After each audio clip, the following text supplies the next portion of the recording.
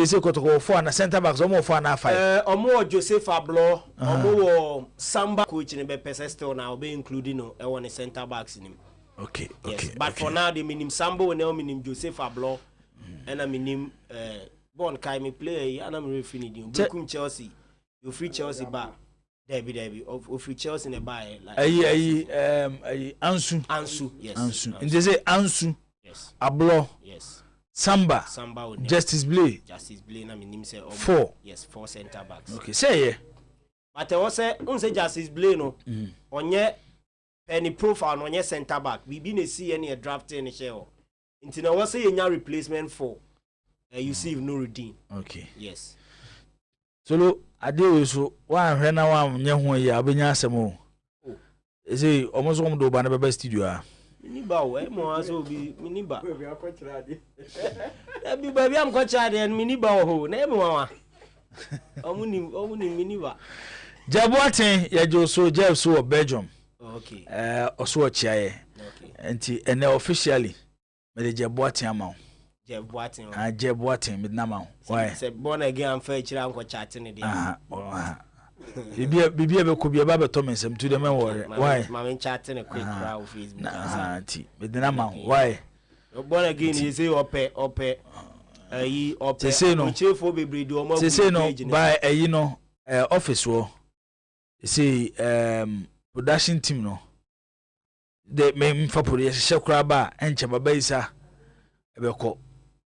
So see the on so ba can table of men now. We are do same so. We are do efo.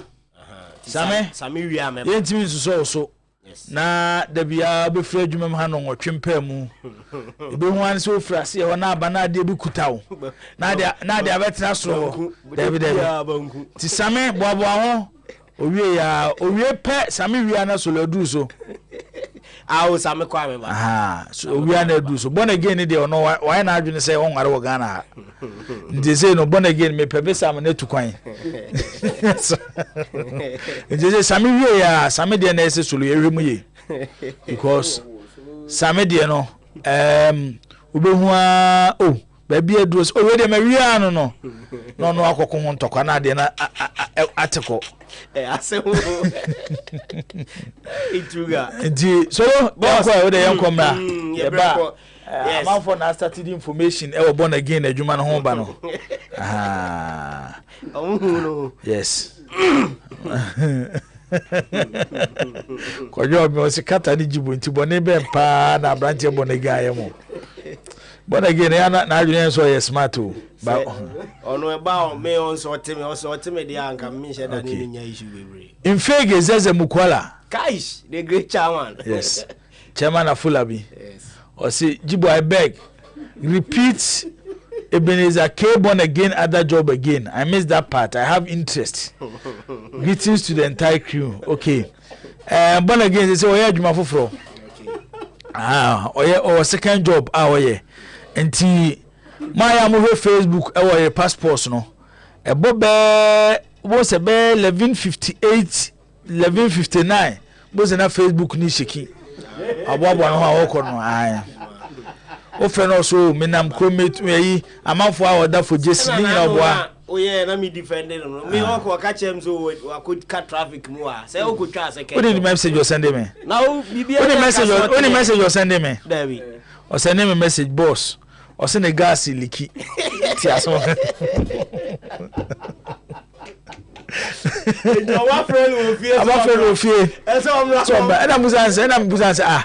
Na obi a o gas leaky de. Ade na mo wo fie no. So mo hu a, na mo nsia no kwan se dis oko. Dis o na aba. Obeka se hye de mo aloki no. E ho na mo nsia akwa no.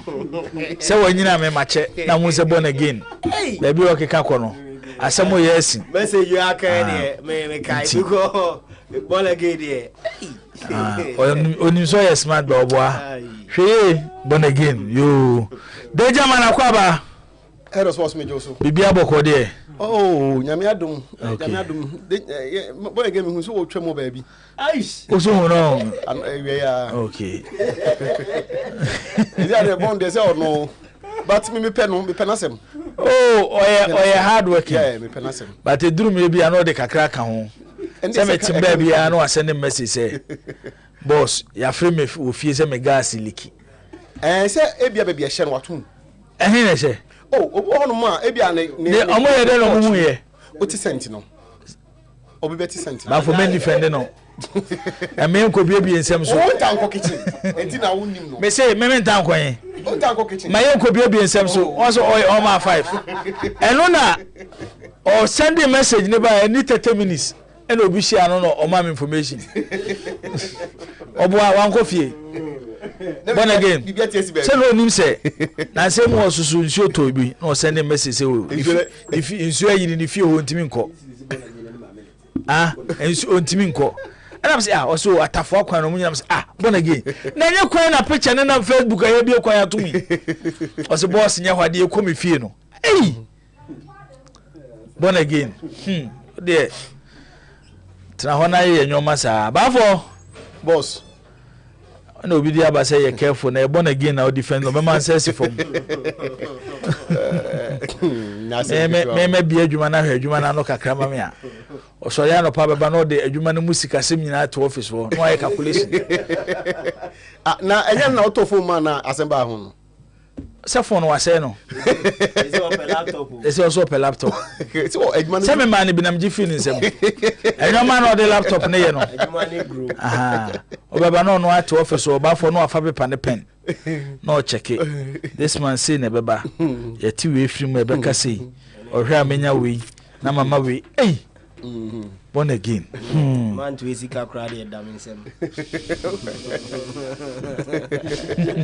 ani we do adwuma nsem nyina gba bonten o to adwuma no ye se kwa message adwuma me push no no fa na say me yes ni ade ndi we ko no ba for ji say nyina de ho jimu because amemi ni wa how it impress how it me for born again to me for ahomache be 3 boss I'm born again anim dia boss ya boss me nim dia boss e be say fo bi adwuma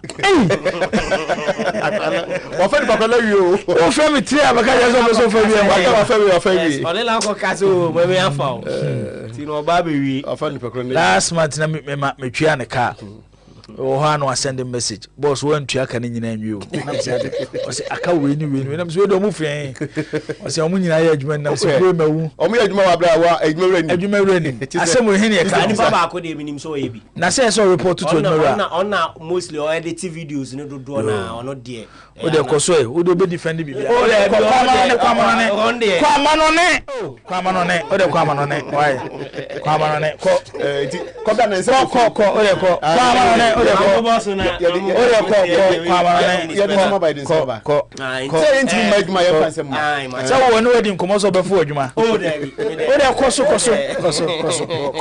ye de kakra ba o de ko enti menemo ka say ya Danny Omo ni agent any deco wo mo a finalize bibia say metumi aka che mo say player no an entourage any player na nkasa ya bookie private jet ede amomo from Leipzig amutu ede abepie mo Barcelona na Danny Omo ababe completing the deal with FC Barcelona eno ede eba 60 million euros add-ons included into 55 plus 5 and then a Barca etiade ama RB Leipzig no ma fa Danny Omo enso ede na bepie mo eno de ba deko awura ho akodi nkomo asili bibia they said they do no a matter of time say be confirm de amamo every Barcelona wo mo aseye no Danny Omo de ba nje say benya Danny Omo any Lamine Yamal ewo Barcelona sa Spanish combination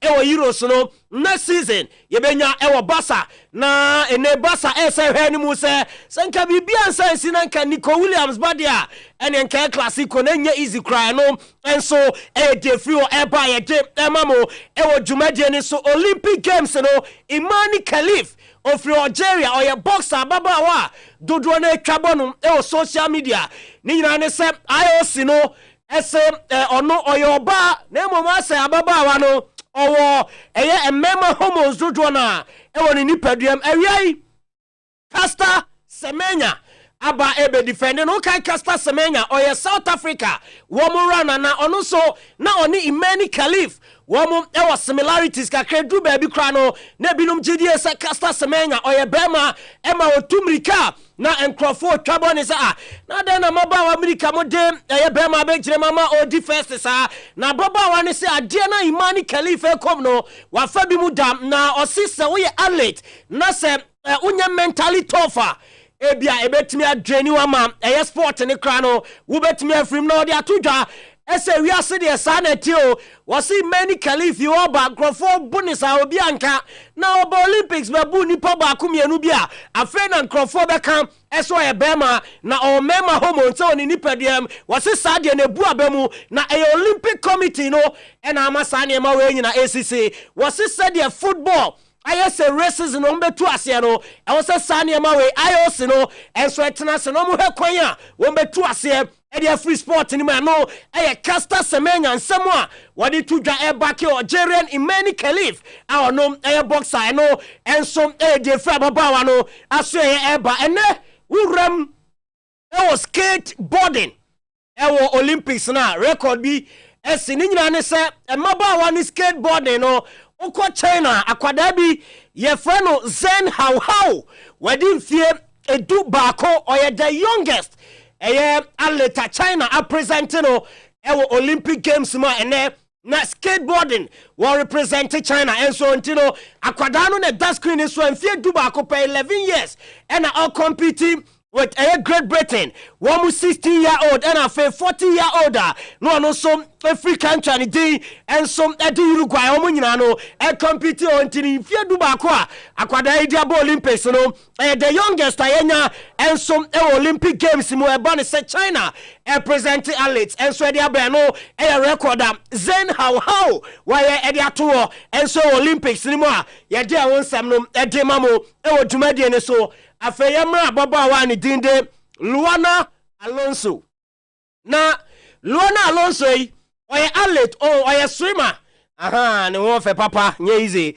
Na swimming ne first competition a okomu ewo Olympic Games ni muno 100-meter butterfly.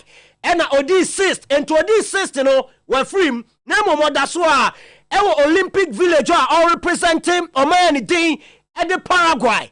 Anti no Paraguay anti na Luana Alonso obaye na yeso free mu wie ya no Paraguay onso mo trasuta athlete ni nyina hye yeso ma baba wa na tade a o so nhye na ono de oba se enye athlete ni nko na anya se nye swimming quantina obaye na ono ankasa no oye obi ankrofo bebre site na chi o social media oye model to de ntade bebre aba nti atade hye ni Bako eka bi ode baaye ene ntade ababa wa ne dia bepiem e France no ofri mu ene no ahyewe china no ahyewe ema omu chiefs e Paraguay camp esake no eso nkofie na sa story ba bontine ne awie ya ababa wa ne din e di Luana Alonso wa ba bonte be kasa sensemu eba e de fa no ni nyina no kra bia enim no decide so be free Olympic village or any Paris no asakopiem United States of America baby obesi ni nyina ne sem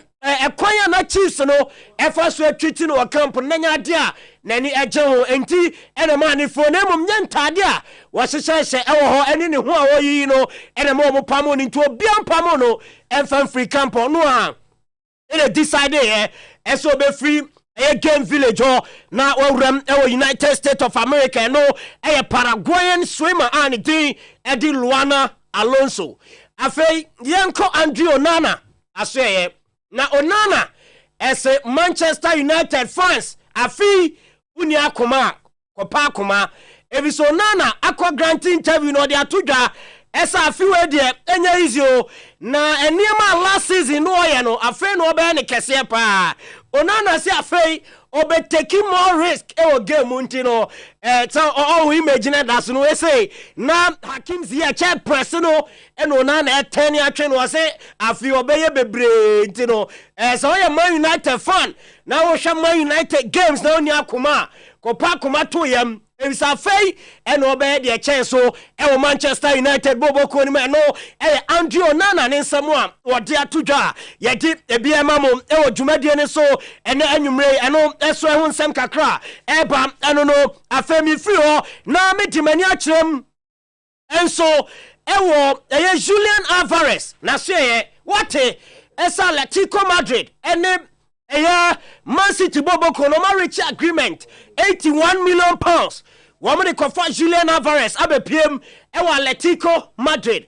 Na wiei ansha na do no entumi amaso ni nyina ne se sika Julian Alvarez expect senka Atletico Madrid edebema no yesi sika no form ama Alvarez akache ni agent ene ni entourage no ese se Atletico Madrid and first can be anka ho a enya de obeto aso assign contract no edema Atletico Madrid no de free obekoba ni sa na se Samu Omoro Dion a obefree Atiko aba Chelsea no ebia na sa deal no eno so antimi an go to ni nyina ne se Atletico Madrid de hwe ni mo ese Alvarez beba ansa na Samu Omoro Dion wama jano eso nko si akan enso enfama Chelsea eno enso ni deba Manchester United ewe yo ma confirm say omu new number 11 Joshua Zirkzee entino Jesia na last season Rasmus Højlund eshani ye say womu diama Zirkzee 9 Jesse no ena Rasmus Højlund ono akofa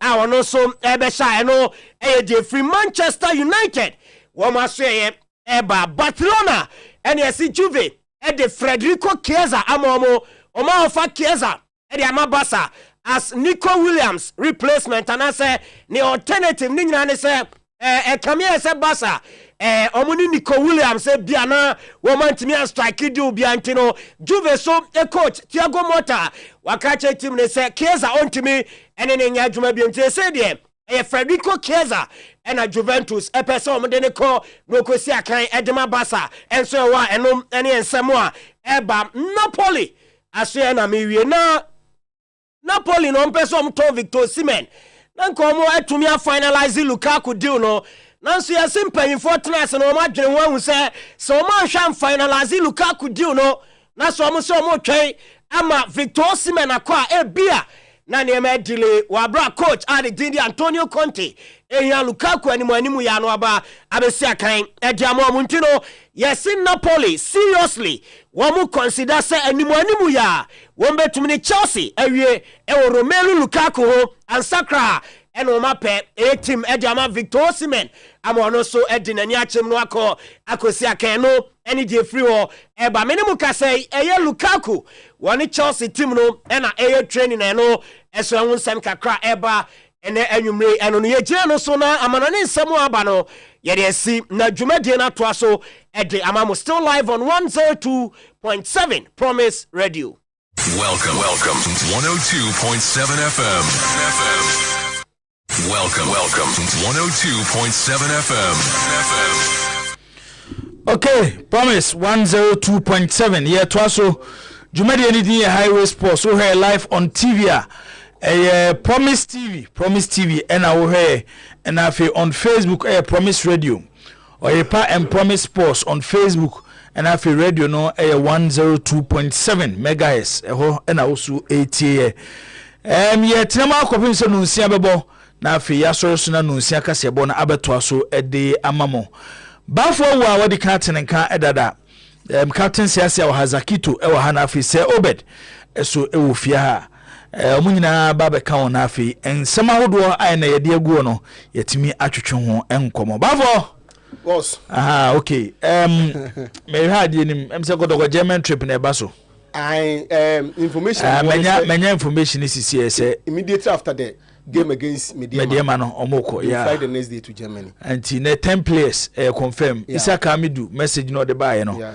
Isaka so share kotoko 10 players or the German embassy anti Isaka yewe mu no sa na tie o kai say last week mbeye story ni say ombeko o kai say mbeye story say ombeko Germany me want a lot on it but boye mu kakrai tete ho kakra me ni nti ombeko I know you back. Yeah. Also a lot. A lot. And a lot in any. There be my keep for a good reason. Oh, na dear reason you. Okay. because say a good for both company na they kotoko and Asante kotoko na because there was an agreement, signed agreement between the two parties. Yes. Okay. One party and half from there, which the company no. A do stage be no. Na kotoko for some reason is a one. Time no mo dey ko pre-season no. Eno mo players no mo wo no. Number no. Enu suru bebre. Kotoko. Eno mo so mo twom no. Yes, mo twom no so ye players a be play key role. A season nearby. Yeah. Inti. So mo ko ekoye pre-season with star players no more na. Omo se da nya so mfa so bebre because other players no be ba late no. Omo ntimi nkobi. Eno ye ba ko. Eche ko ba South Africa. Una abeka se una na aka court action no. Court action dey am. Danger man. Boss. Danger. Boss. We say na ebufo kakra wo. Yem fancy. Say me the besi was on so. Na waka chem say court action still we if mu amen carry. Meti. Okay, because number 1, wa confirm say say na ebufo kakra wo. Na ebufo kakra. Number 2, I no cre say at the time na no omo fiase eye ho adwuma no. Not there were concerns with regards to Kotoko team no e wo ho no because na ye clear say Kotoko ni standing team a omo di tu kwan e be yi. So South Africa na e be mu no. Na Kotoko nya team na set time na which is army. Time so na why Africa no. Were they not going to revisit the German team na, especially you have an agreement with the company. Rather than say who decided to go South Africa. Because based on there were people who wanted to scuttle it. Based on the agreement and money company no no. This are no dey be friendly game no. Na this ni biko. It's na matches ni biko. Na exactly because na the only one na problem about one against Shaka. But na fence trip way no. One, Germany nkwa, Switzerland wom, Holland wom, and I think Italy crowds also a wom. And they say 1 week or 2 weeks no be there. They will traverse across these 3 or 4 countries. And what mean ka say match ba ko peko. Therefore, an agreement you have an institution, you know, we calling off for South Africa that we didn't know who was organizing it. We didn't know anything. South Africa was just a facade. In German. There was no BB. People were just interested in scattering the whole thing for some whatever reasons only best known to those people. Then there was nothing in South Africa. I mean, keeping it because every year's program I can send be now. Every year I can go for bingo. 80 but for 10 players and no more PM the German embassy. Frederick Asare. Yes. Henry Ansu. Yes. Onel Samba. Yes. Esmat Abdul Hamid. Yes. Intim Manu, Baba Yaya, Somoa Bernard, Peter Aqua, Karim Abdul Rahman, and Elvis Chebafo. Complete. We need 10 players and there Omako yo submission over the German embassy. Complete. Ombeko. Complete as a. So no. Ombeko as a. Ombeko. Ombeko. We mu kwei. Say second batch be coach. Second batch be coach na. Another batch is Subeko. Another batch is Subeko.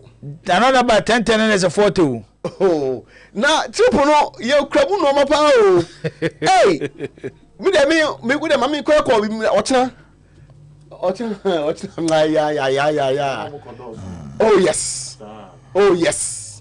Now, what, uncle? Na do abeka.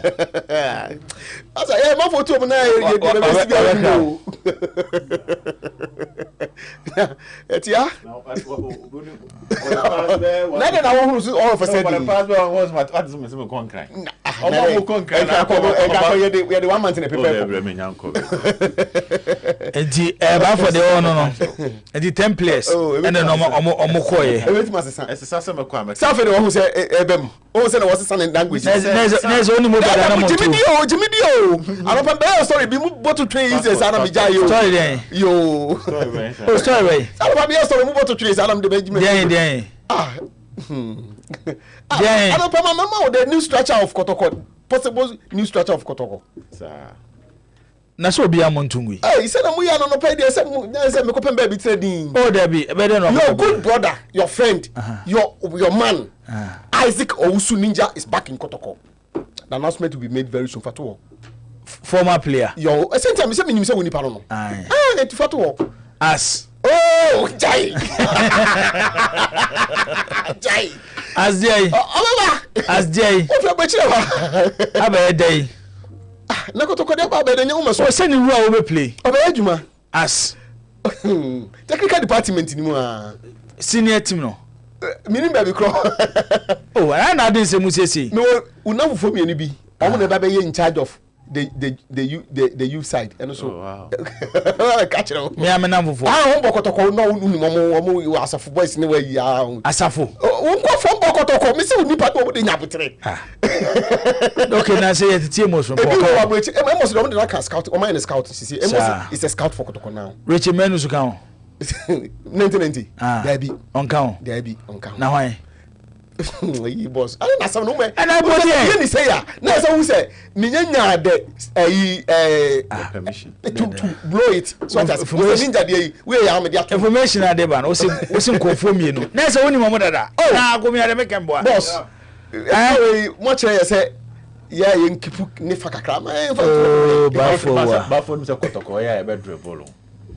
We say dribble ni dey say be dey me dribble ni dey na ti o ya adwuma ye boss but see ko hwehwia na ate ni abeka Bafo na say Nurudin dey no okan o they say me bo Bafo abaso and South Africa dey no so no Bafo be kan and Germany so make me beka say ebe baso yeah say Germany dey na da hodada there be say ko mu twagu ko bi twagu from office kase bi amu nyina mu and am ofo bi so sori ye say massa la line ensi Emma conference course because my coach in pressure be a corner so no akofre call say me say be team meet mako what say we what wa wuni sorry boss say me catch us all baba wuni we are away abafo wa so you are away I'm sorry say manu tie me say maintain enkomo dey di nya hwe ma fa ne sa maintain da je na wo kan hey boss some ho hey Bafo do samba oh we dey samba but say do na ye na director say enkomo ni di a kama no ya akoko na what do you see come back for here akomi akwaba obani mejozo bibi aboko there na bi afi ba so boko fresh from the holiday in the na say me tisim na me be yadwuma Sunday Monday okay yeah you know me be aboko 250 neighbor street if you na me call lady ho okay I will be check one or two things over there okay from there na me call dicham so I call mechanic ho okay come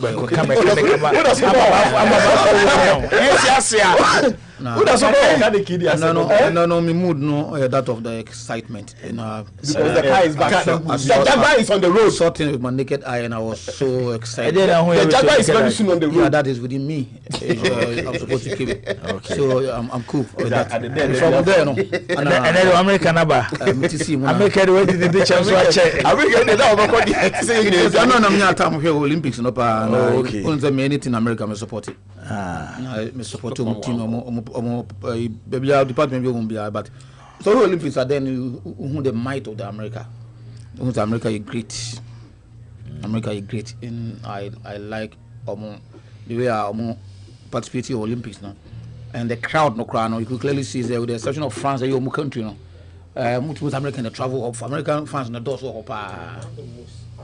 yeah at least so on the doors but piano at the department piano you see them and I'm sure the American volleyball team against I said Brazil than a topic you see a child over asem they said what is Olympic games papa the man notice or can say na me na mbusa no to the Olympic games so my phone me Olympic games so twa so mate me twen akiro ba ya kan wase and the data has a report to has players Nenra report for preseason no video no so are ready Okay. Enti no so no.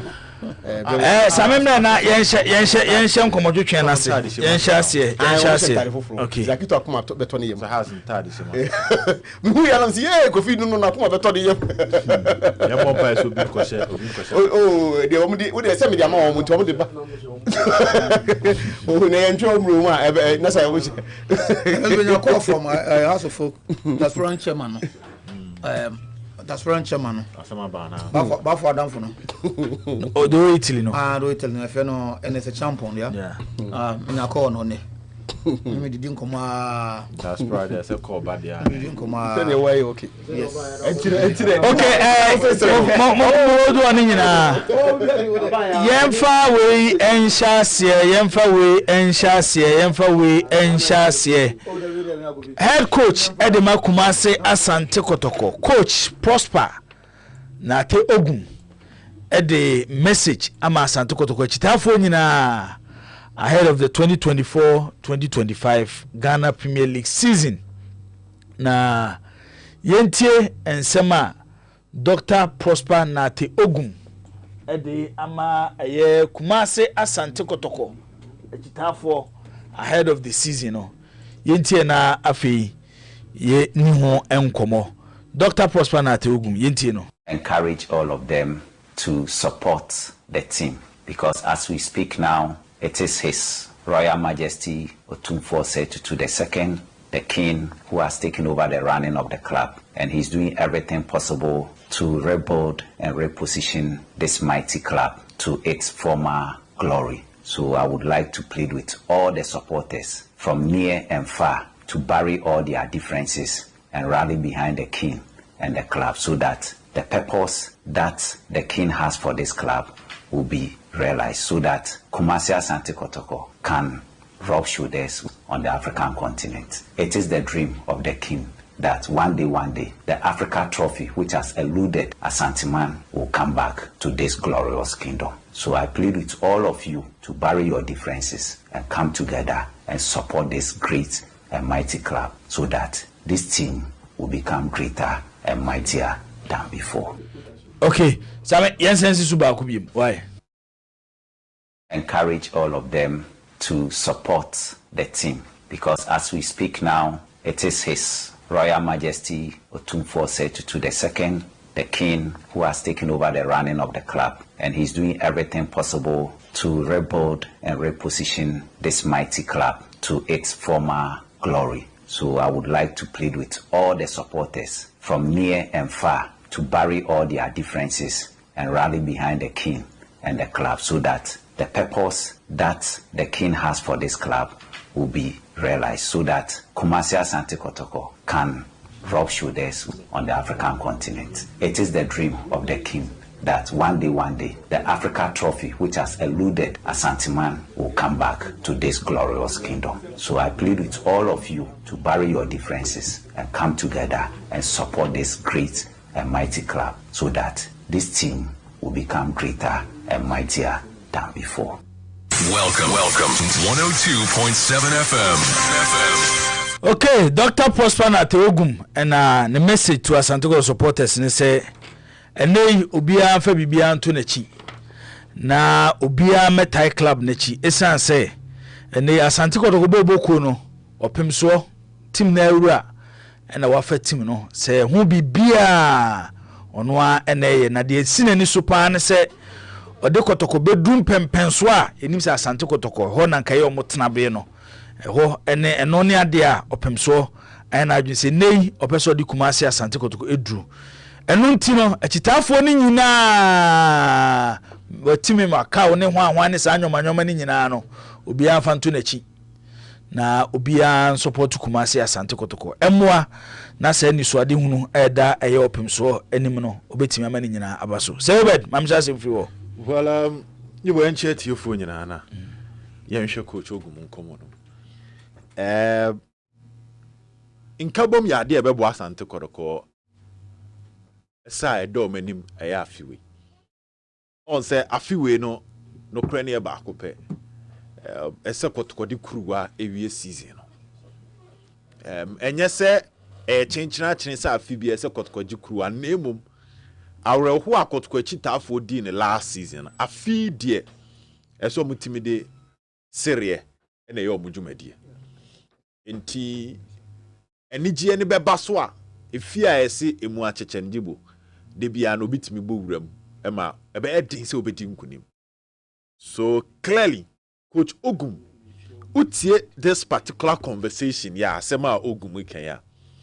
It is entirely different from the interview back or yeah or Angel. The one with Kwame Tanko. Also, no, he accepted that division. He accepted that division be as a result of or no. Or can say or no crown. Say that time ne hit no mupa. And the statement, we na as a febi any anje ninkomodie no. Because na chichemu wo ha san komo na coach Ogum diwie no e ba nkomonum. But they say okwase ape ne nsu anyansa. Enti wotie Ogum now he is clearly somebody I reflect on the see last season. And omasua bibia frimi nti ne kasa mu ni mpo no wotimu se ne nkomo no eye soronko ten afie twam.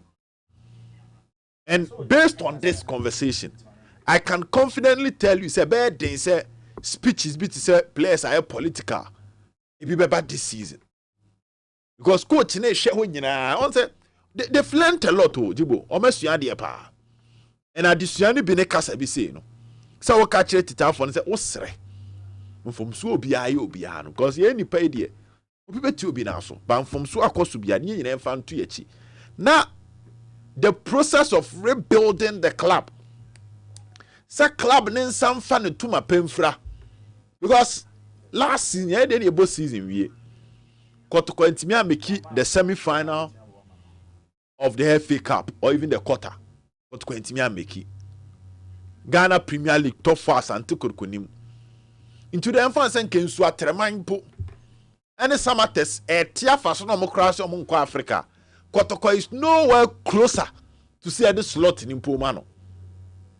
Do you know how serious that? Say FA Cup e kase in Swatrema and Koye de mad your call on the call fine and Kotoko. Yeah, the man last four nimpa dreams were in Kotoko ni last four nimpo. Say Premier League ye boy Samates Gina Samates Cracker say Uncle Africa. Ni emfa mad your dinner chia second in Kotoko, third in Kotoko, fourth in Kotoko. I know chose a Monday morning koye. Into a fear some Monday morning koye. Energy. And I think comments like this, Ebwa. Also, I say actions you follow after Casa be say, Jibo ye den ya. A triatidom biaba and then chichemu biaba. I'm using a triatidom and can't say other part in here triatidom. But I'm just giving an example. Say to Krumna in chichemu ba, chichemu bia or more mudianim. And it be more money on my yard dio mechi. To us steady or more person resolve dispute be a person look at getting peace. They go for the leaders. They sit down with the leaders, speak to the leaders. No much chiramu dientia. SSL buphobia about my family on the two form. No look at the bigger picture. So this kind of conversation should follow up with a reconciliation plan. That is what should follow. It's a santiko kwechita phobia I want to say emire biaba omo ideas omo vision e ko omo pesa club ne kone different from sending penifo bi ni say nsem bia nipa bia aka bi ntino ama nipa bia atwe omo ho omo nyina akobo chenku oba bi fa ako a look out for the leaders, sit down with them, speak to them, convince them of the new project and why omo more needed in the new project. That is it. Na omon kambum omon timi nko omanim, and it is possible na ko be na e nipa nko ade nipa be na one ne be kasa wo benya kandifo ne o makasa akomanto yem integrate across circles any Asante region e wo se chichemu aba, you sit them down, you fix it. One vision, then they move forward. If ebia Kotoko supporters be or more Tamale, any or more Cape Coast, any or more Water region, and our carbon no say they be sending any more Koni Empire, you fix it. enti senior no coach Ogum ka say kotoko ho ye he because of onunti no. That means he is aware of the problem. Then they should look out for those people. Ebi emire bi atwam oye bibia eti omo na so. Then you speak to them and you bring all of them on board. Kotoko time. Players need your normal year free ho. Say so the players no asumdue ho. They should come to the supporters. Supporters ni enyo obia. Anybody on betimi a tribe ya in any small way. Because at the end start free ni tia. Ebeba ba be seen na ase. In some your supporters be 200. Unya mpanifo be 5 bi omu a omo abe start a convince your members na.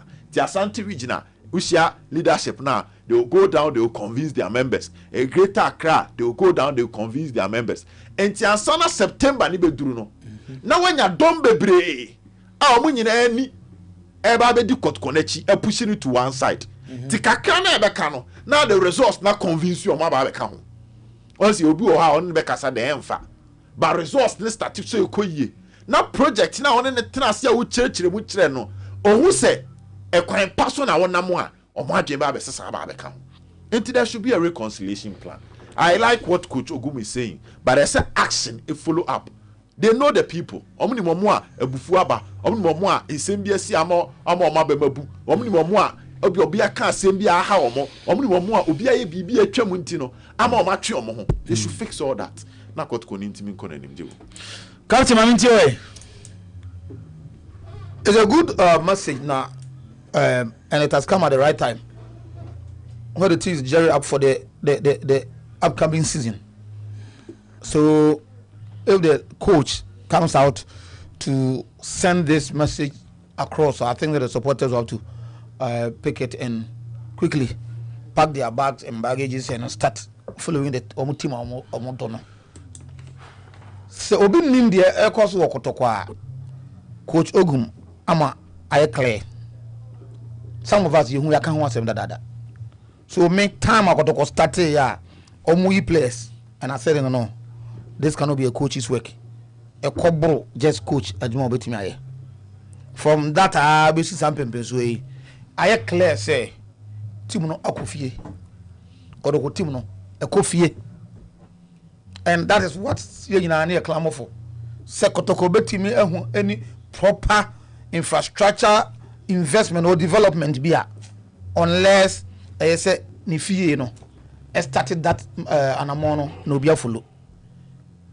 You cannot fault all the chairman or the chief executive for Abako because almost time no one is short, two for security reasons. Unim how long you'll be on as a Kotoko chief executive. So your investment be are cautious and careful. As maybe I'll do Kabako investing. But say coffee dia say if you add say if you an investment would him say na person de ma de ko. So that is the Kotoko ye hu ni. I don't know whoever na wonim say na ekoso no. Enei aye clear say Kotoko. So obu na afuo say o who say unlike first na nanka ye free say obedu ho near that breast yasia because yasia ko ball no gumbe baby anu akoje no. This time it's not like that. This time the team is being run in every direction. Team no it's from the team no the headquarters na say the fie ayamanshia anede. And say if you are a Kotoko fan na say if you have Kotoko at heart na enezo tu vona ye dia abufobia over 2 years a year ago no yes I was starting now one cause I back to yourself cause oh okay yes me bufu for say but because of anamo is here namso no majatum Michael Ajmedia say the video over back me back I want to be where I am but you man didn't me person yes yeah but maybe I'm a source for Kotoko onim you see the point me person me yes that a staunch supporter no it will affect Majuba na me no because based on opim so affect team ono aye ni team and they won say enwoma ekoso based on their working Kotoko sia Kim Faiza gina ha obe fine me give us a supporter say Kotoko na won e ko Kim Faiza but no soft for Asante Kotoko Kotoko ye ne dia but they don't call Kimfesa no eh nyoma bia ene ama supporters ni bi so problem makotintim but I still love me Kotoko say Kotoko akotintim Kimfesa but so you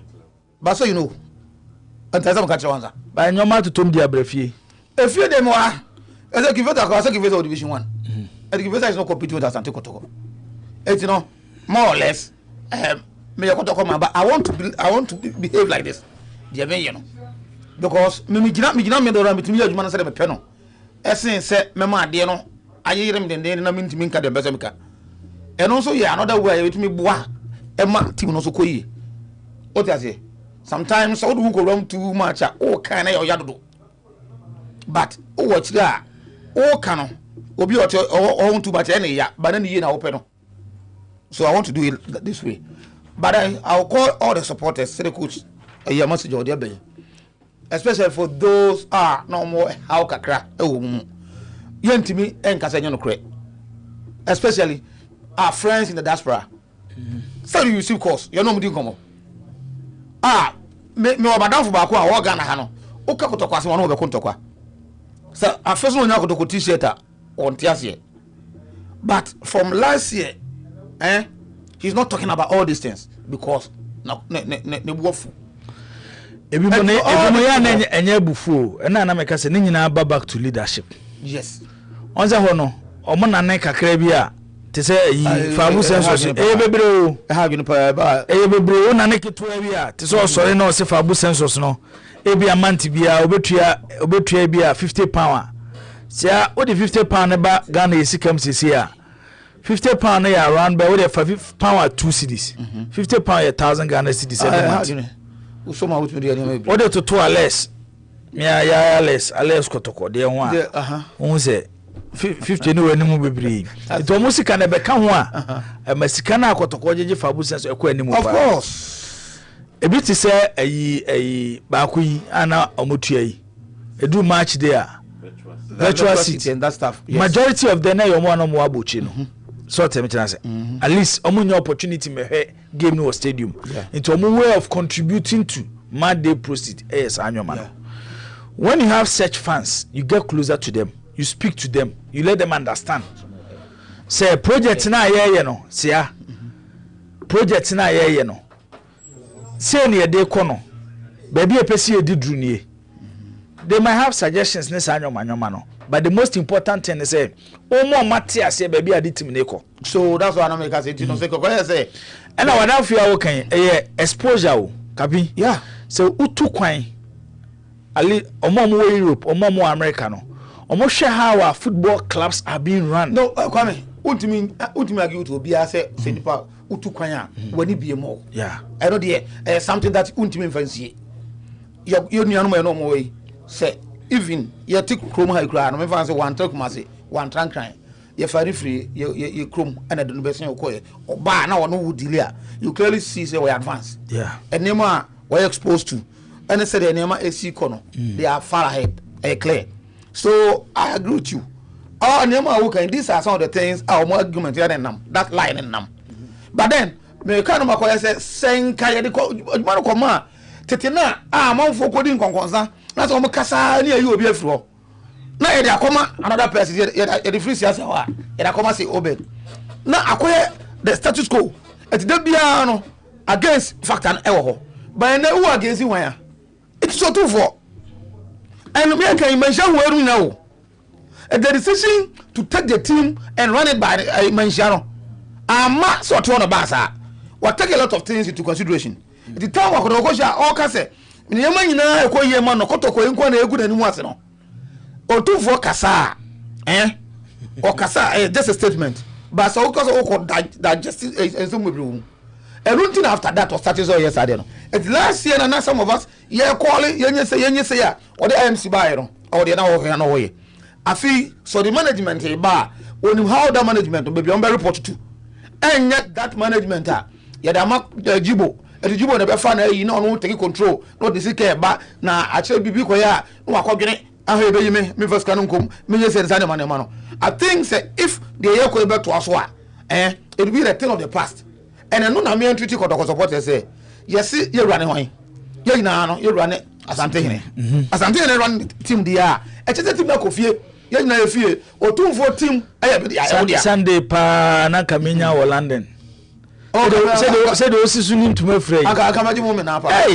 Aka me yi. My footage be bre. Akwasi dey efe. Hey, da bi say otumfo ama hini na yakono. Ama hini na yakono ama ye na ya yebusuam. Say kunya krabu ha. Ya pebi so de. Aya de akakra. You see the point? O say woni ate no woni ate. Prema ni asem na ye kan. So ye prema ni a o so ni ma na ye fe. You know, na me surprise. Yeah. So people say we na I only say open so say bonabaso. Okay. And no na AC Asante Kotoko mu no. Okay. E dey nay players no how much you no. Players aba. I want to believe say game I want say that first no. The pressure na can eba no. Say Kotoko lose to House of Oka. Anga me no ka say anga nay anga still out yaso. Okay. But that performance of players there na di. That win no not only beating House of Oak, but the performance of exhibiting, you know. I'm Makodoko supporter biya to her. Why reassured say no? Or free say after the decision that will take you know. That decision, you know, was a good one.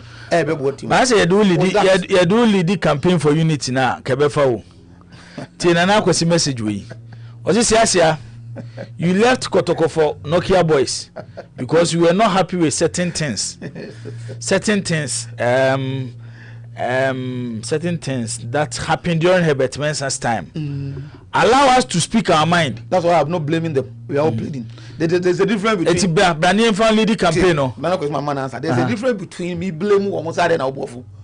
And they say, make us say, oh, I chop a coach if I get into. As you know, man, she didn't have a problem with me.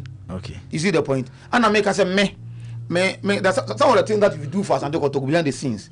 People don't know. People don't know. And me know me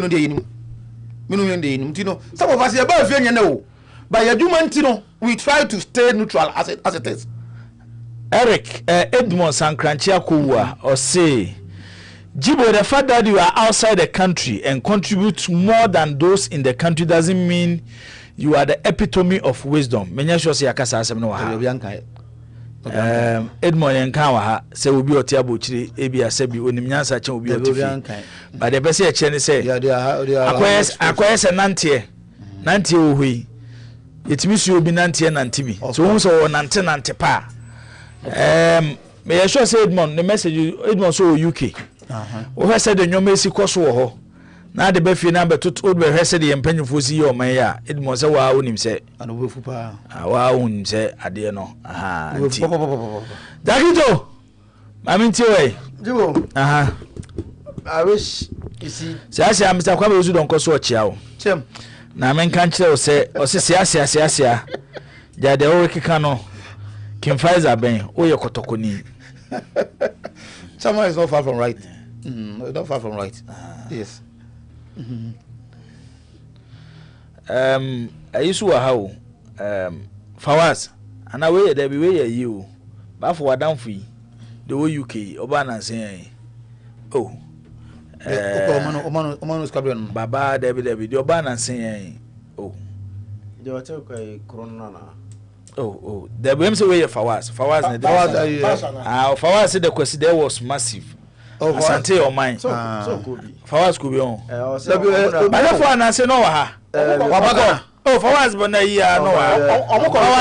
Last month ya no ha. Our bank do you can offer.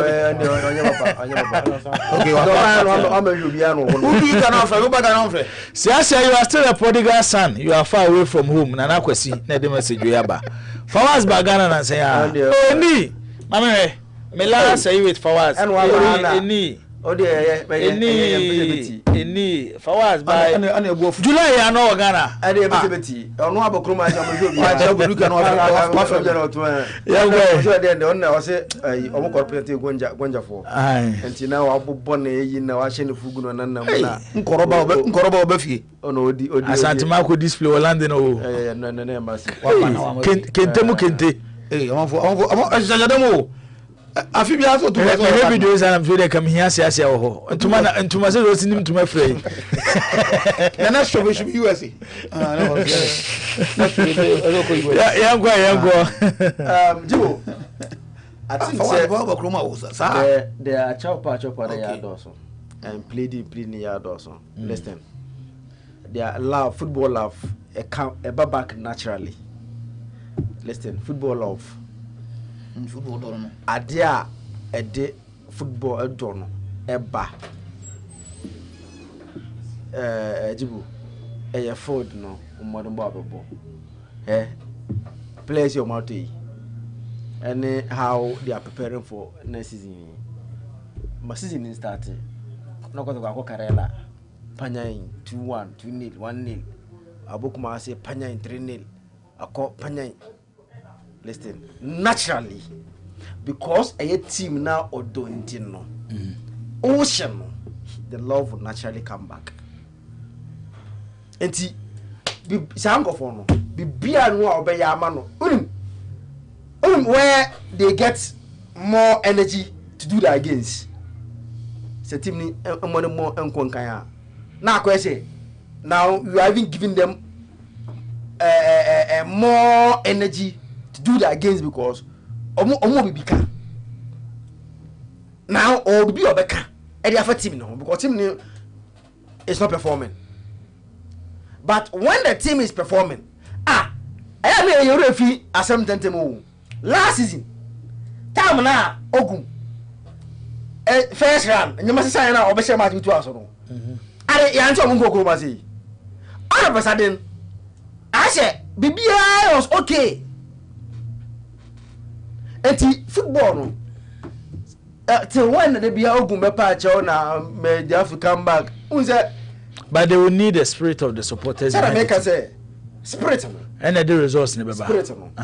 Or more than more coach, Ogun, and in the boys and more than more bring the spirit back.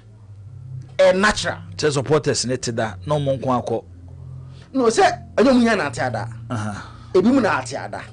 Na the Omar tiada no. E was said a bimu carry or more along.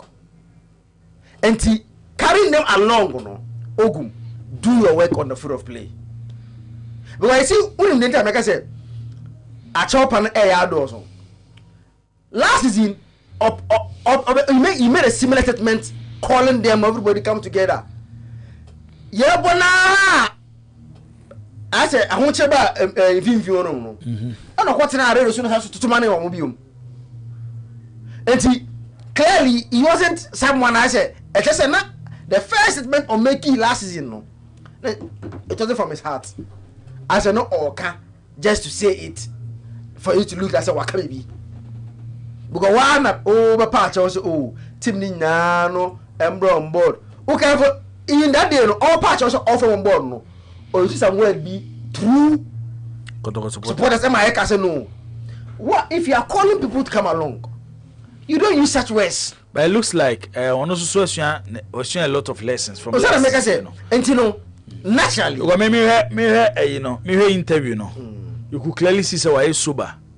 When you ma bebre or in the last season this season based on the opportunity now when you know on yes mistakes ni bi no sir it's okay last season as ma the main press conference or say true Kotoko supporters or ne Kwame Tanko say true Kotoko supporters and session of the supporters are once Kotoko no Zaka deba ko ne say to say Ogum di kan ba Kotoko no onyankofo a omo pe na asem abra Ogum free ho no yenyankofo a Ogum ko no ko eniti e ma yawdie ba omumu so tell me can say ye will be an Kotoko a ochina bi woni ho a kofo bedi ya because no mo fu say the contribution to the club no say ke bia wotenaye anase ye fa kwampa so na yi na akebebo wa matim na tumpon so tell me can say eti utie na you could see say on so so anyoma bebre was an opportunity we obed Isaac intense say you best sacrifice over 20 players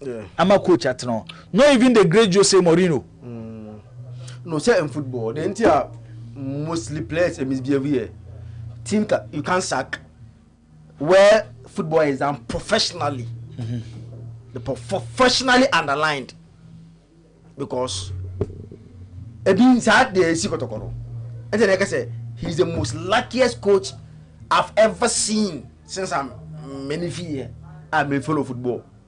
Me who be that as lucky as he is because in football no when players that's where Subabe is a woman coach, you don't be baby. Coaching the Pamo. We help him, but you sacrifice you first. Then solve the problem internally. Bring the coach who can move on with the boys. But nobody can tell us that the Kotoko boys in terms of modern monomy are bad. Individually, nobody can convince me say they were bad players. But you should buy Binti and every both the players and the coach after. And a my offer situation about most of the players are from now based on my entity and say we are meeting now. Kotoponi after him. Asia players no one before going to Malaysia. That was where players like Pom be bring now honor you might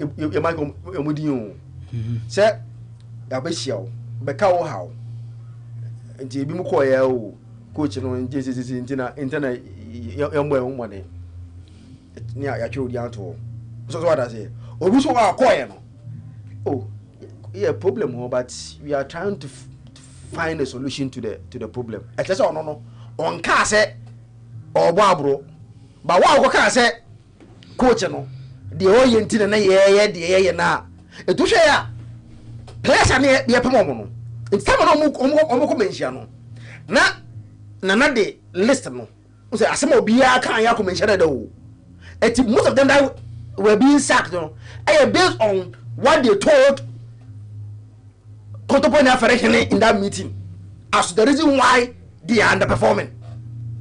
Also when Obiafo Ejuma Jibo Eduawoka. Now we are bold to tell the person say me betina promise me to purpose because me ne so obedo problem.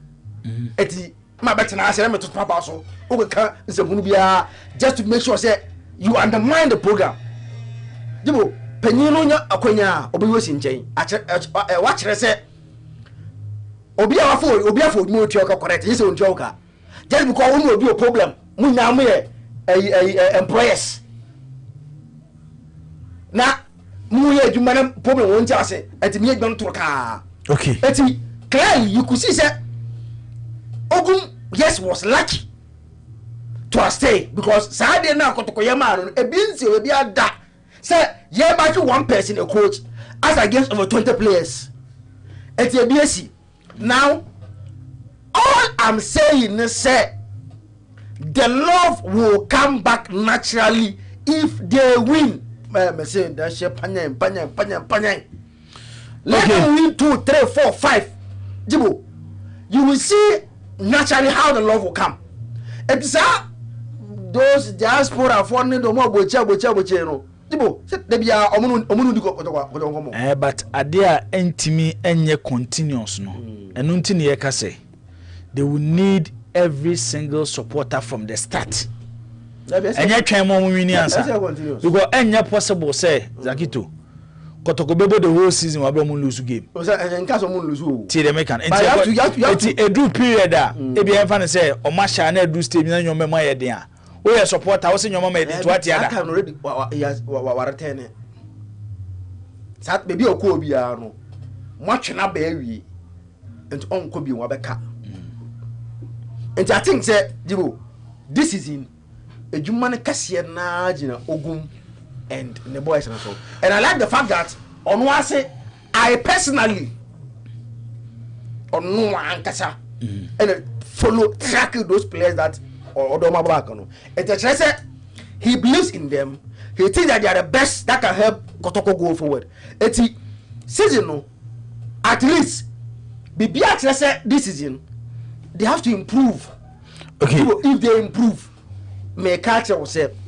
Jibo sa diaspora for omo edin komode bia o omo fa mo endu ko onkomo obi anka onko Kotoko no if BBC a onko so concern e chese de omo pe bibi nti but mo na ese na e ma se de na Ogum e bia se de o ka se bia baby kwa fa aso ko ye no e bia na se coach Jibo diaspora for yi ayo manage Ogum so kuruma se na orofi omo Twitter den he was someone they love. Okay. Ebia kwa fa so koye no. And this guy brabo mo ntem. Eti Ogum dey no be ye. we match it for them. Echama say you be nya sa supporters ni bi. Na ye no madi nkomo on the show. Na bi enwoma e ha omo no. Omatimi akabi. Denya ma no be fa na be ha asensem no. Oh, me ha asensem no na boss. Danger. Esi obi a otan no. Osa wasa no achi adepa. Me boa. Nipa ompe wasem no ompe wasem. Nipa ompe wasem. Oye ni bia ompe wasem. Eno ne hwan. Nti sometimes they do baby you keep at what you can do. But also what you say to the best ability or best possible at your ability that will be my NY now. Kasabe dia na bezoka. Enti no me de coach Ogun wakasa eno beka ya no pa me ka say ne kasa no kan spectacular. Especially looking at the time na or the car in some no kan you know. Sometimes somebody takes up responsibility. Sometimes somebody takes up leadership and then try to rally everybody around. And I think that is what he's seeking to do. Nana apenkra penny position or you know ebia obeye we ni say ya ebia kaye de but ensese obeye when Ogun e wo ho no mo ene we kotoko ye shede ni obi specifically o shede kasa de ma wo mo nti I say Ogun be more or less the mouth na so bank be fan o ntem kasa ko be kan yan kan de jesen ko e fear straight kan na ke de kosoro pa ba Ogun so kan ni se mo kan ye die rallying everybody around se we kotoko ni na say ebia we were misunderstanding and I'm misgiving and I'm misfeeling about something or somebody, and therefore what time we back at the club unye kotokoni papa David ma for David me say so we kotokoni or we a supporter of any other club now so we say who misgiving who misconception who misunderstanding and therefore what time we back at the club.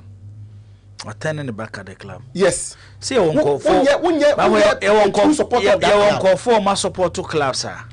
A true point to be they stand up to fight the club because of a new maybe a cause of club. And I'm saying that person is not a true supporter of the club. You fight the club for what? It's more. How? I mean, for Liverpool, example. My past owners here, if we be told to me from where everyone say, I'm a supporters, Gina Stadium, so I'm free team, no form as a moncono, home team, no more demonstration. It means they hate the club. No, you see, there's a difference. One here, you miss difference in the day. Almost say there was a maladministration. Quite often, so almost administer club, no, in the view of the supporters. Ain't Yem penifon who say yem person amoye team no mfa team nto they will not work against the club. Adobe ye beauty club no. They will not turn their back at the club every day almost stadium. They will buy tickets, they will buy tickets in advance, they will buy tickets. Okay, say do stage we now affect Liverpool my day attendance. But they all better tickets, you know. But sometimes come back with Jagate in it. But no more stadium. Oh, me say sometimes. Say me Liverpool fan. I know what I'm talking about. Want to me go Jina Stadium nechi to protest and tell them say, "Kura mo first one run team no." And yeah, when you changing will be o. And yeah, when you will be in change for one reason or the other. It is not. It's because a far different. So, for instance, yeah, or you pay. Now, a jumera on the board for say. You're changing one person or the other for reasons that even you, the listener, may not know. And I can't know. Was it therefore, how do you do that? You can't do that. Until I'm not. I am supporting it, very questionable. Obi our support to club for who for all your life or contribute to the club. Never be cause of club no food or no two or no at the Queen Quia Maninka. No, mean cancer. You see, there's two different as well. Now if me tell her catch the Obi say be chilling out be have more on Casadia. Say them I don't deserve to sit here in the next minute. Me say you can do all this Liverpool supporters or mere demonstration that they do now. They do it within a certain remit. me must na make nyina ne say yes sir coach now on power with me aka. But you don't turn your back at the club. 10 almost 10 say. For instance, Liverpool Diana working season this one. Saturday now for them say 45,000 or say 50,000. E be san e be yam on beto ticket no. Everybody almost say ball ya to ticket ni ya mehwe ye gina ho ya mama hu say ye ntimi ni mo nya adwuma. Those are registering your unhappiness to mpanimfo no mini problem. And you do it within the legal confines you don't remedy it's not mini problem. But there are people who are working against the club. Oh, Bebre coach, management members. How did they do it? You ought not to be a coach or a management member to work. And you say, differences and a beef for us and say irrelevant, material. It must not even be discussed. Because all the can say any way that it impact or affect the club. And I say, if somebody believes, say, uncle bet maybe be the aboa, name the decision be, you taking decision be, and therefore to hell for everybody. That is what we are talking about. Media, minim, and at least I'm so in person, me the back. Sanyasa kebi anka ebe mention no ma etiti ebia sometimes utia na obusa say wow you can do that you can do that me and I obi ka say obe send WhatsApp chats between about 3 or 4 Kotoko players and some certain individuals so omo turn omo back at the club to the point that omo me ensha Kotoko sir so that ogum ebenim be grassi sir so that Ogum will be sacked. Sir. People, I mean, we start from time because there are people who back there or system change before they see me because and I can say if I had gotten it that time I'm like a surprise come no. So one quarter man. Said was a news. No, because I said all bad for. Boss would because I said I made me feel about for in all this no because they will need everybody on board. A do point to be to say Zakito Moya Okushia supporters you USA what the back can say me as well Okushia Manka will be crepana pampa win. Your friend is a Manchester Penny Okushia Manchester supporters here no both. Oh, Okushia more restaurant be or come my or church Manchester project much and about for what better radio say can support about pana pampa win. About for a friend say. No last year and this year. They no crab back Kakabino. It was a Kakakano. I friend say. Oh, I don't know if you escape me. Make a catcher. Tama tabo boni dimpa. Jomoto. Eti Jomoto ko ya. Okwa church supporters mu. Eye there obeti a church am na to be aso. No, we say nyano say na make o. Even though I no na informal, but you see nyano mpo na make o. Maybe Iba what you made o. Yes, me know we are doing. And me know we are doing. Very difficult. Everybody must come around. And no kwana everybody. You obi na beba wo. Of course, yes. Hompo na campaign. Hompo na campaign me be jane say. Till me can say enipa obi a on power 7 no. We are there on power 7. When you say me share man be recently. Na or catch them reason why o free Kotoko has. Oye Kotoko ni pa o sia awo yiyi papers. Kotoko bo matcha o twa pages na ye Kotoko stories na nko o yiyi papers. Be play the chairman. O se me ya daje a. Minimo bi a wo so nim no. One ne ye fine pa. Ono so Kotoko correct. O se but ada na re ho ye ema ne je Kotoko aduma ye. No ye mo we fi Kotoko na ko has. Eda omo yi the late Poku afie. Efi Kotoko.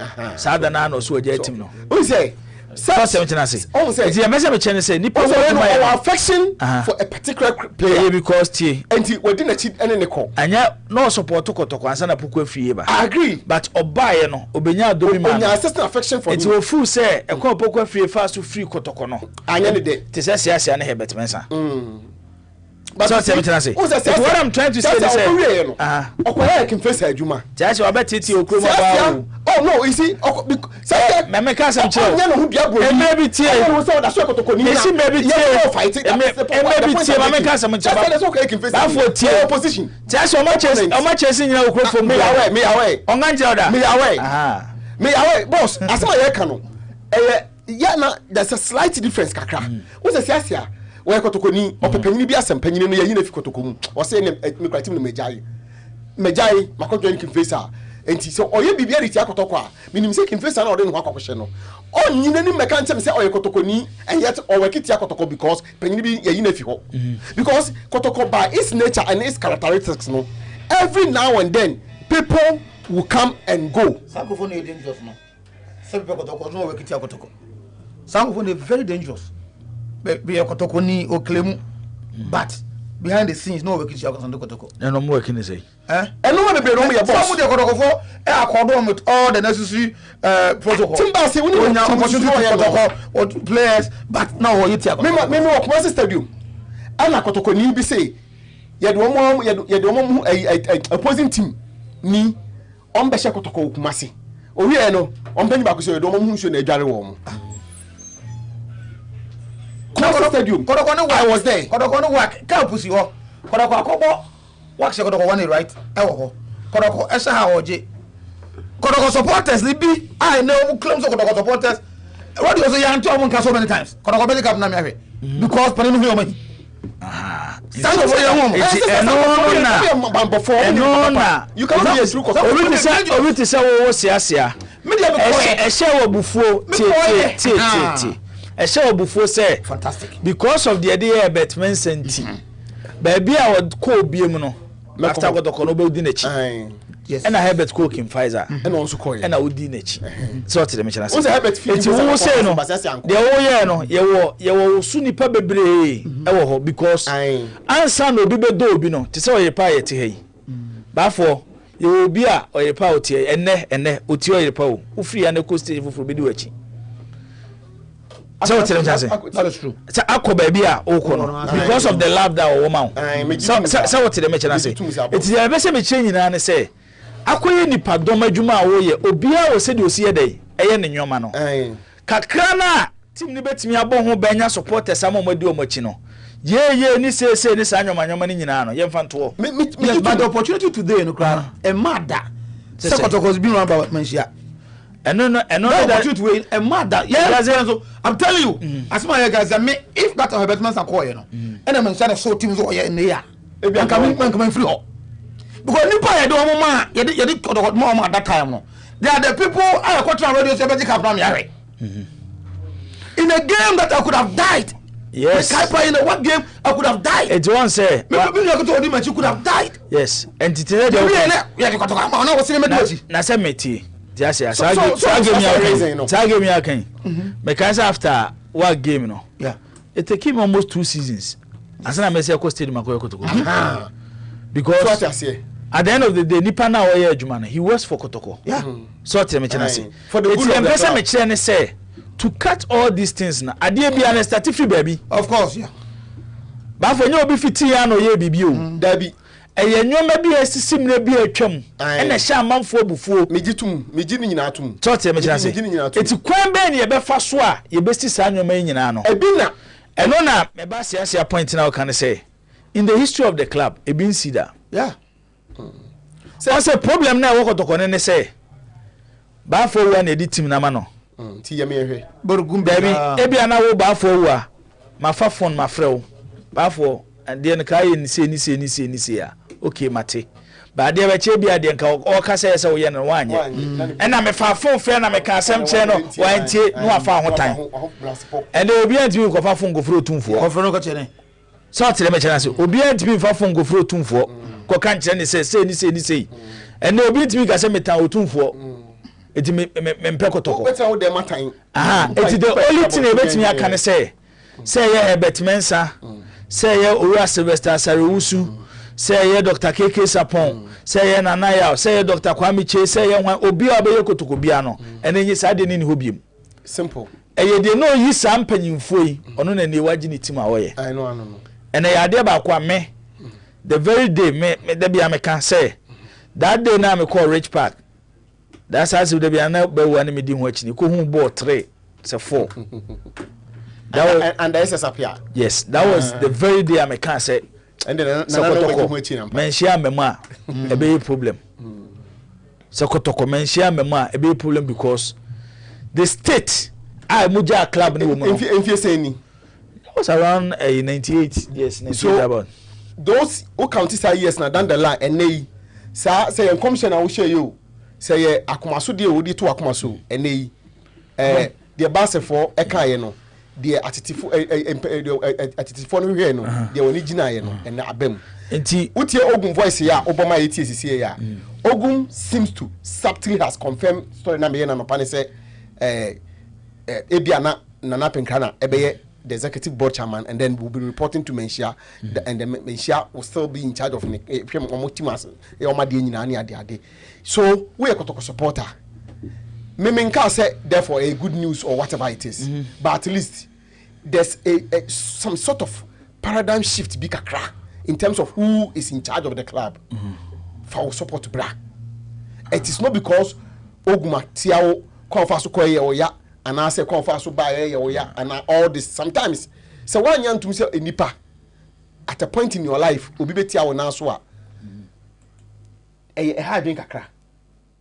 And one young to say Ubitia Naswa Ubi Mama and I cannot bet ya a hard because da Ubitia will be national who say Ubitia Naswa ediche. Because I don't know say now super say Ubi Edo de Chow. Then Chama make us no. See Obo different categories of individuals are omabe kotokwa.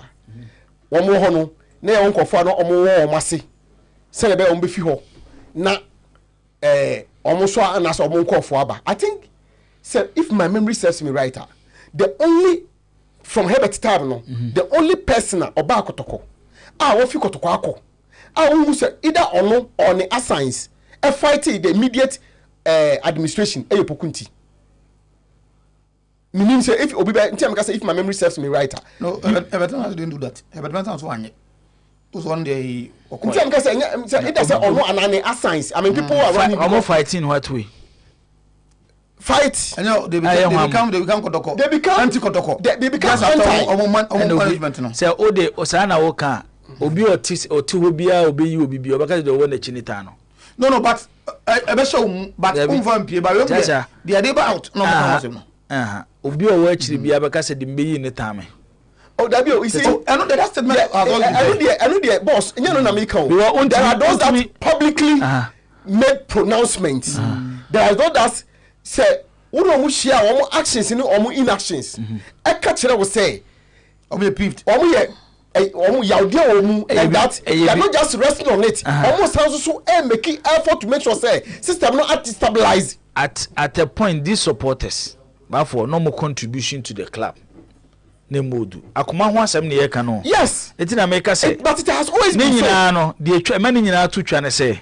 Enei opemso na ye kumase asante kotoko. That is the so tell me chana say. Enti nei no. Obi timi ngase se bi okotwa opemso na enti. Asa. So tell me chana say. We yegu nsa gu tiri so enti ye kwa yanim no. You will need somebody over Mantle no, to bring all the supporters on board. Very important. Because therefore, Adewe a dikotokonya for so many years. Yes. The ama kotoko. Therefore, ni sunsum no emunye do te se kanane yes anyoma no. Of course, that's true. Enti the time we there because you see I know. Obi sorry nyina as a leader. Na almost onfa supporters ni nyina emra together me preso no mon support to asante me preso because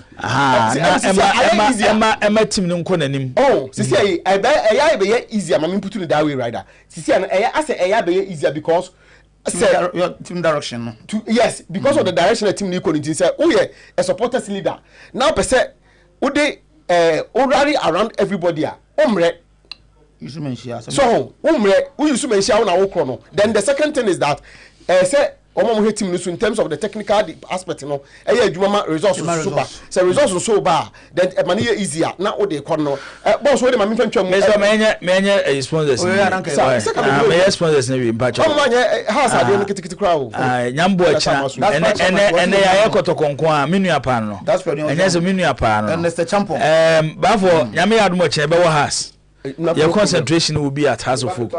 I say, may you have in a man. I say, a selfie for Mosky, see there be a better for Abu Sensos. Na phobia, you know, on Wednesday. Phobia sure they encounter once. I say, phobia sure, if Abu Sensos, difference will move. Yami had much and I bar would be bitching. Solo, boss. Stefosa Enterprise, quality American gearbox oil. And I had the abe drama so ebwa my gearbox ni power steering no. Aye juma kama bo gearbox no e ho ban ti no. Say okwaje cam 2 DM automatic transmission fluid ni bi na wato 0244382195 na 0274313131 afei ye ko perfect skin and body therapy. Your body ni be for pimples, stretch marks, na so ben tattoo ni nyina be kwa a perfect skin afei your body slimming, stomach reduction, afei body enlargement, any flat tummy. E di ama kuma se Boshanbram Junction Accra. Usu Akwaje Park, Sita Fair Floor na Takra de Ketan Junction, Episoft Lodge Hotel 0553 312911. E numbers are friend and perfect skin Eddie Inkomo Amuzu garlic bitters eboa mamoja edi afrusani ye ewo nipadua ni munafe aboa at high blood pressure no so high sugar level no so edi amount